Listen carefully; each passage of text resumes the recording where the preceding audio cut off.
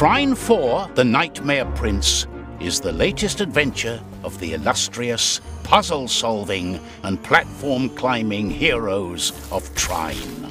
The adventures of Trine are known for their challenging puzzles, lush and wondrous landscapes, and, of course, the three heroes, Amadeus the Wizard, Pontius the Knight, and Zoya the Thief.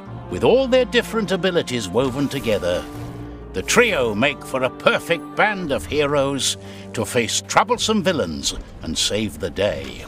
In The Nightmare Prince, the three are reunited once more to track down and rescue Prince Celius, a ward of the Astral Academy, whose nightmares have begun to come to life in the waking world, terrorizing anyone who gets too close to him. As you adventure in the world of Trine, you are able to play as any of the heroes, changing from one to another with a simple push of a button. You can do so even in mid-air if you find yourself in dire need of Zoya's rope or Pontius's sword. As the story unfolds, you'll discover that the clever heroes are able to solve puzzles in different ways, as there is not always just one solution to the conundrum at hand. Each hero has their own idea of how to best solve their problems, but when they work together as a team, they are even more undefeatable. For example, Amadeus may conjure his box and place it on a seesaw, and then Pontius can stomp on it. The falling box then catapults Pontius way up high. As the story begins, our heroes each have their own set of skills. Once you explore the world and defeat enemy encounters, you gain experience, unlocking not only optional upgrades to the hero's abilities, but also essential new skills needed to save Prince Celius. Amadeus the Wizard was studying at the Astral Academy when he gained his share of the mystical powers of Trine. He has never mastered even a tiny part of the fireball spell, which other wizarding students seem to learn in the blink of an eye. Instead, Amadeus has an innate talent for conjuring boxes, which he can also levitate. He can use these boxes to climb on, to hit switches, attach to spike walls, and stomp them down on enemies. Zoya can even attach her rope to Amadeus's box.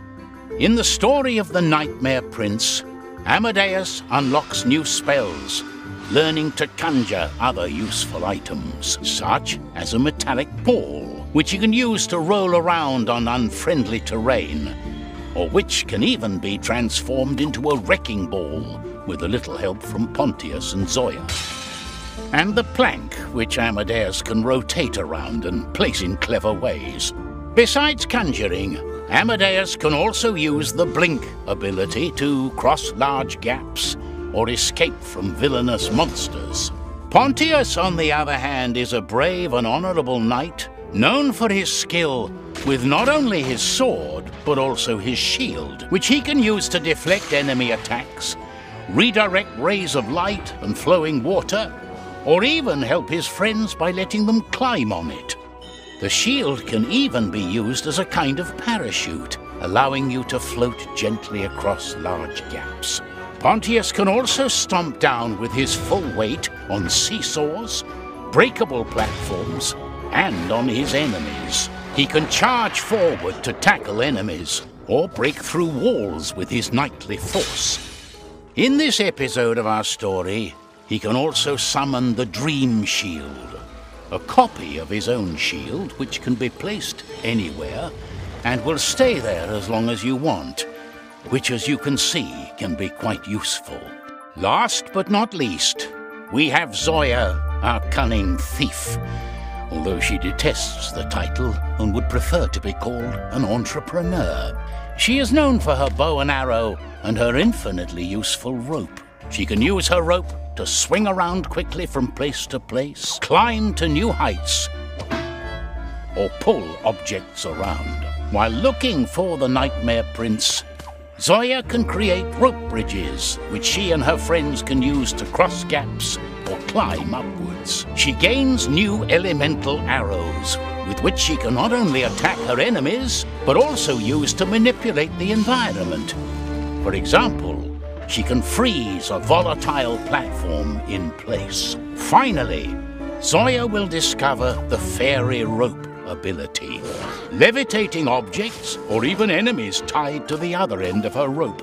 This will prove extremely useful for solving puzzles or making the monstrous nightmares helpless as they float suspended in mid-air.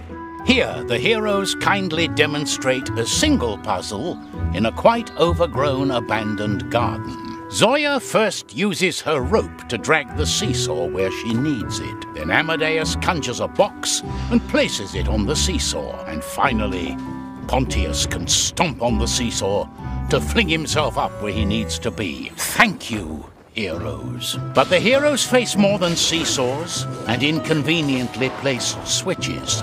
They will also encounter dangerous, nightmarish creatures summoned by Prince Celius. Fortunately, all of the heroes can now engage in combat when you make use of their new skills. Amadeus can throw his conjured objects at enemies, stomp them down to vanquish monsters, or use them to block attacks. He can also levitate monsters and throw them around. Who would have thought levitation was such a powerful wizarding skill? Zoya, of course, uses her new elemental arrows. The fire arrows set the monsters slightly on fire, while the ice one freezes them and objects into place. These arrows are particularly useful against elemental enemies. Our beloved entrepreneur can also learn how to fire critical arrows, which can cause devastating damage to enemies. With the fantastical new fairy rope, she can levitate her enemies and just watch them float away. And for a new defensive measure, she can now somersault out of harm's way. And finally, we have Pontius, a stalwart champion of combat. For defense, Pontius can point his shield in any direction and also deflect projectiles. His new lightning sword is a powerful weapon against the monsters, with an electrical shock that will leave almost any villain stunned. While his regular stomp works wonders at smashing enemies, he now has a powerful frost stomp, which freezes enemies and objects. And when he charges at enemies, he sends them flying across the room. This can help Pontius out of tight spots, should he ever find himself surrounded by more than he can handle. The heroes of Trine will need all these skills during their quest. Some of the perilous enemies they face will be their very own nightmares. While the road ahead turns ever darker, thankfully Amadeus, Pontius and Zoya can rely on each other as they face their nightmarish foes. You can now experience the magic of Trine in 3 different ways. Solitary adventurers can embark on their journeys in single-player mode, choosing which one of the heroes you want to play as at any moment. You'll of course need to switch between them to make the most of their unique skills in different situations. As with previous adventures of Trine, there will be a classic cooperative mode where you and your friends all select one of the 3 heroes.